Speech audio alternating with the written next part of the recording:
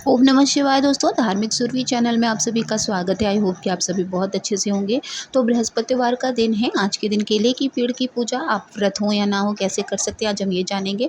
तो यहाँ पर मैंने तांबे के लोटे में एक छोटा सा टुकड़ा गुड़ का डाला है और साफ़ हल्दी जो हम पूजा घर में रखते हैं वो हमने डाल दिया है। उसके बाद कलावा के वस्त्र आप रख लीजिएगा पहनाने के लिए।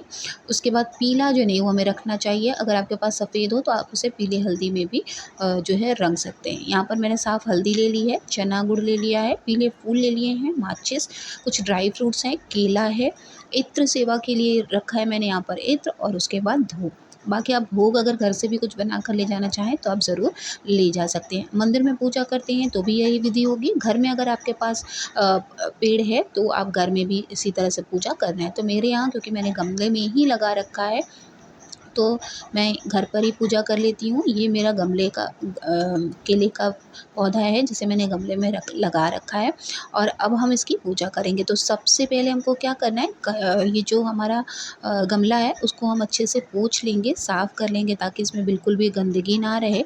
उसके बाद पीला जो हम हल्दी का टीका लगाते हैं उससे हमें इसके चारों ओर देखिए जितना ज़्यादा आप गमले का श्रृंगार भी आप कर सकते हैं। केले के पेड़ पे कभी आपको चुनरी जो मैंने बहुत सारे लोगों को देखा चुनरी चढ़ा देते हैं, चुनरी नहीं चढ़ाना चाहिए क्योंकि केले के पेड़ में भगवान विष्णु का वास होता है और हम इसे जो देवों में सबसे मजबूत ग्रह हैं वो हैं गुरु। तो हम उनके जब हमारे जीवन में कमी होती है तो हमको मान सम्मान मिलना कम हो जाता है और जो सिर के बाल होते हैं वो बहुत ज़्यादा झड़ने लगते हैं, जिसके फलस्वरूप हमें ये समझ में आने लगता है स्पेशली पुरुषों में क्या होता है उनका सेंटर का जो बाल होता है वो झड़ने लगता है। तो आपको तुरंत ही गुरु जो देवों में सबसे श्रेष्ठ है उनकी पूजा शुरू कर देनी चाहिए ताकि समाज में परिवार में आपका मान सम्मान हमेशा बना रहे। तो गमले में इस तरह से हमने पीला टीका लगा दिया था सब जगह से श्रृंगार कर उसका अच्छे से श्रृंगार करने के लिए। उसके बाद अब हम यहाँ गणेश जी की प्रथम पूजा के लिए सबसे पहले स्वास्तिक बनाएंगे, उसके बाद रिद्धि सिद्धि का प्रतीक बनाएंगे। तो यहाँ पर मैंने ज़मीन को अच्छे से साफ़ कर लिया है और अब हल्दी से मैंने यहाँ पर स्वास्तिक बना लिया है। स्वास्तिक जब बन जाएगा तो हमें जो हम रिद्धि सिद्धि का प्रतीक बनाते हैं वो भी बनाएंगे और उसके ऊपर हमको जो हम चने की दाल लेकर गए थे चने का दाल डालेंगे और उसके किनारे किनारे हमें छोटे छोटे गुड़ के टुकड़े डालने चाहिए। ऐसा हम इसलिए करते हैं ताकि चींटियाँ उसे ग्रहण कर सकें, क्योंकि जब हम ज़मीन पर कुछ भी भोग लगाते हैं तो हम सूक्ष्म पेड़ों की पूजा भी हम इसीलिए करते हैं ताकि जो सूक्ष्म जीव हैं जो हमारे ऊपर निर्भर हैं उनका भी भरण पोषण हो सके। तो हमें गुड़ हमेशा छोटे छोटे उसमें डालना चाहिए ताकि चींटियाँ उसे आसानी से उठाकर ले जा सकें या पक्षी उसे आसानी से अपनी चोंच में उठाकर ले जा सकें। तो यहाँ पर मैंने चने का दाल डाल दिया है और गुड़ डाल दिया है। उसके ऊपर अब हम देसी घी और गोल बाती का दीप जलाएंगे। ठीक है, देखिए दीप आप ऐसा हमेशा रखा करिए कि कम से कम आधे से 1 घंटा आपका दीप ज़रूर जले और जब हम दीप को रख देते हैं जलाकर तो हम उसे बार बार हिलाते नहीं हैं कि आपने दीप जला दिया तो उसी से अब आप आरती करेंगे, ऐसा आपको नहीं करना है।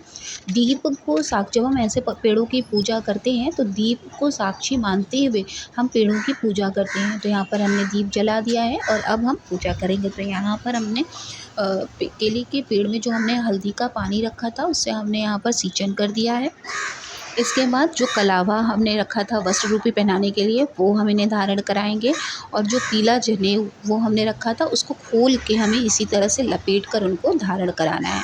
आप हमेशा इस बात का स्मरण रखिएगा कि केले के पेड़ पे कभी भी चुनरी जो माता को चुनरी चढ़ाते हैं वो नहीं चढ़ाना चाहिए। ठीक है, इस बात का आप हमेशा ध्यान रखिएगा। आप पीला वस्त्र चढ़ा सकते हैं जो गमछा हो गया, जैसे आपने उद्यापन किया है आप करना चाहते हैं तो आप पीला गमछा ज़रूर चढ़ा सकते हैं। तो यहाँ पर हमने जनेऊ को अच्छे से खोल कर उसके बाद जनेऊ को भी यहाँ पर हमने धारण करा दिया है। इसके बाद देखिए आप भोग भी किसी भी चीज़ का लगा सकते हैं। अगर आप केले का भी भोग लगा रहे हैं तो कहा जाता है कि आप उसको नहीं ग्रहण कर सकते लेकिन परिवार के सदस्यों को आप प्रसाद के रूप में बांट सकते हैं। इसके अलावा आप बेसन के हलवे का, लड्डू का, इस तरह भी चीज़ें भोग में लगा सकते और उसको आप बाद में ग्रहण भी कर सकते हैं। सिर्फ केला वर्जित होता है बृहस्पतिवार के दिन खाने के लिए। अगर आपने पूजा या व्रत का संकल्प लिया होता है तो केला उस दिन नहीं खाया जाता है। अब उसके बाद हम गमले में जितना भी आप पीले पुष्प से जितना ज़्यादा आप श्रृंगार कर सकते हैं वो आप कर सकते हैं। तो यहाँ पर मैंने गेंदे के पुष्प चारों ओर गमले को अच्छे से सजा दिया था। बाद में जब आपकी पूजा हो जाती है, जब आप शाम को पूजा दीपदान करें, घर के पौधे में तो हम कर सकते हैं शाम को दीपदान, तो ये सारी चीज़ें आपको हटा देनी चाहिए, क्योंकि फिर उसी में कई चीज़ें उग जाती हैं जो सही नहीं होता। तो इन सब चीज़ों को आप किसी पेड़ के नीचे ले जाकर अच्छे से दबा सकते हैं। शाम के समय में जितना भी आपने सामान रखा है वो आप ले जाकर पेड़ के नीचे दबा दीजिएगा। इसके बाद हमने यहाँ पर अच्छे से श्रृंगार कर दिया है, केले का हमने यहाँ पर भोग लगा दिया है।